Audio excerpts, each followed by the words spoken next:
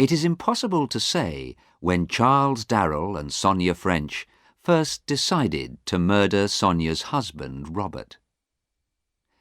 Robert was nearly twice as old as Sonia, and he married her 10 years before Charles Darrell came into her life. For 8 of those years, Sonia was bored with her husband, although he did not seem to realize this. He was more interested in his books and the silver which he bought. Sonia and Charles were lovers for 6 months before things became difficult. People were beginning to talk, and it could not be long before Robert found out about them. "Robert will never give me a divorce," thought Sonia, "and Charles and I have no money of our own." But Sonia knew that Robert's silver alone was worth enough money to make life very comfortable for her and Charles. By a strange accident, it was a policeman who gave them the idea for their murder plan. The inspector made a surprise visit to the French's house one evening. Charles was also there. He often came in for a drink. "There have been several burglaries near here," the inspector told Robert, "and we haven't caught the burglar. We know who he is, and it can't be long before we catch him, but we're very worried. He carries a gun, and we're almost sure he has killed a man.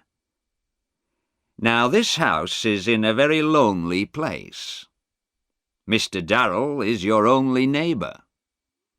You also have a lot of valuable silver." "What are you trying to say?" asked Robert. "I'm saying that it's sensible to be careful," said the inspector. "Very careful. Why not put your silver in the bank until the burglar is caught?" "I don't want to do that," said Robert. The inspector tried not to sound angry. "Well, I have warned you, sir," he said. "Please remember that." The inspector left, and Charles said, "The inspector didn't warn me. He knows I've nothing worth stealing. But if this gunman does visit me, he'll be sorry. I have a gun, and I won't think twice before using it." He was tall and strong, and Sonia thought he was very good-looking, and she did not try to hide her feelings. "I feel sorry for the burglar who tries to frighten you, Charles," she said. 3 nights later, Sonia was lying awake in her bed. Robert was asleep. It was 10 minutes to 2.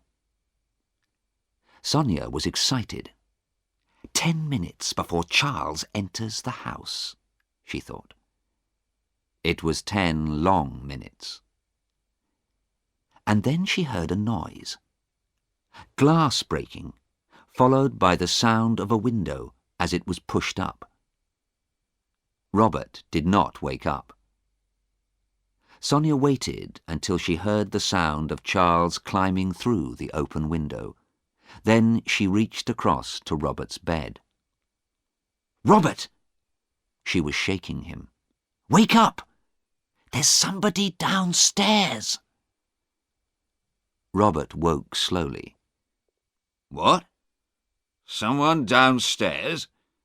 No, I'm sure you're—" He sat up in bed, awake now. "There is someone. I'll have to go down, I suppose." He put on his old grey dressing gown and went out of the room. Sonia waited in the dark. It seemed a very long wait, but it was less than half a minute. Then a thin line of light appeared under the bedroom door. Sonia heard her husband give a sudden cry. Then she heard a gun explode. Something or someone heavy fell to the floor. Then a door was banged open, and there was the sound of running feet outside the house. Sonia waited. "Charles must have time to escape before I call the police," she thought. She put on her bedside light and got out of bed. Now it was all over, she felt strangely calm. She knew what she was going to say to the police. How soon could she marry Charles? 6 months from now? They could go to Venice for a holiday after they were married. She had always wanted to see Venice. Then the door opened, and Robert walked in. For a long moment, Sonia could only look at him, her stomach sick with fear. He looked back at her, silent, white-faced and untidy, but alive. What happened?" she said. "He got away," said Robert.